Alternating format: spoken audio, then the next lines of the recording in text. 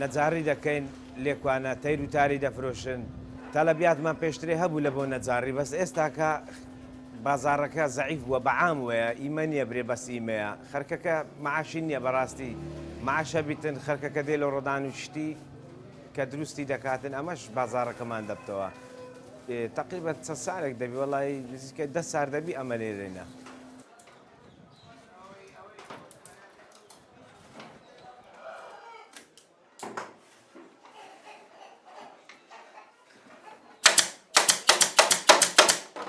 لە 2002 بابرین ویشی قەفەزی دەکەم هەر قەفەزە دروستکردنەکانی قەفەزی دوانوا ئەوەشکال لۆ هەموو تەیرەکان زیاتر ئیشیمە لە سەد تەڵەبیاتە تەڵەبیاتی خەڵک کە داوا دەکا ئەیدی هەر زۆرە باڵندەیەک بێ هەموو باڵندەکان بابرین ئەنوا ئەشکال باڵندە دێ تەڵەب دەکات ڕادانی دەکاتن و لەسەر مواسەفاتی خۆی لەسەر ئەو بابەتی ئەو دەیەوێ هەتا کولێکوانە لێ ئازر دەکەین و دەنێرینەوە یعنی زیاتر ئیشیمە تەڵەبیاتە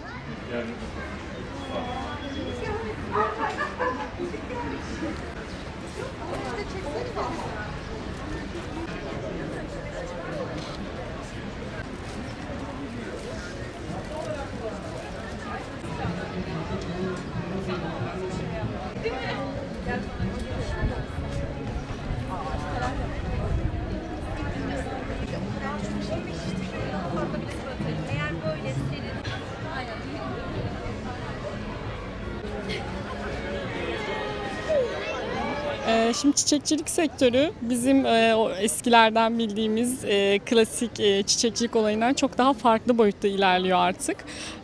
İşin daha çok sanatsal ve füzyon kısmı ön plana çıktı ve biz de bunu insanlara göstermeye çalışıyoruz.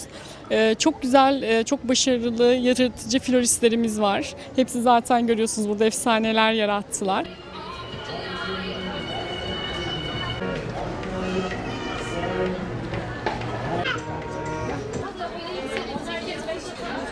Burada aslında baharı karşılıyoruz, çiçeklerle buluşuyoruz.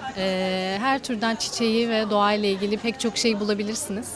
Bahar yeni geldi aslında, yeni geldi sayılır. O yüzden herkes hasrettir diye düşünüyorum bahara.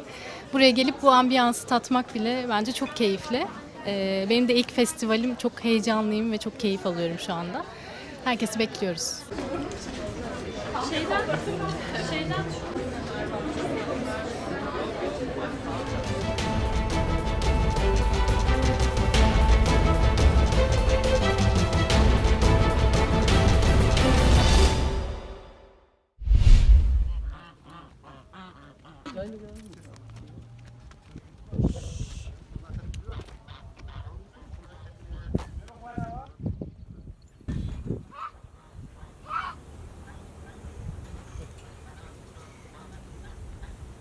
لەگەڵ کوڕی ڕەفیقم هاتین گیان جێیەکی بەنێ و مانجی ئاسپسواری هەنا هەیە ئەمە شاتین تیمزانین چیا بچین تەفریاک شتێکی بکەین تەفریاکی سالم بێت وەڵا چوین و زۆر خۆش بوو بەڕاستی نەمدەزانی وا خۆشە ئەویش ئەو جارە مزاردەینەوە ئینشاڵڵا بزانین بە تەمای خۆی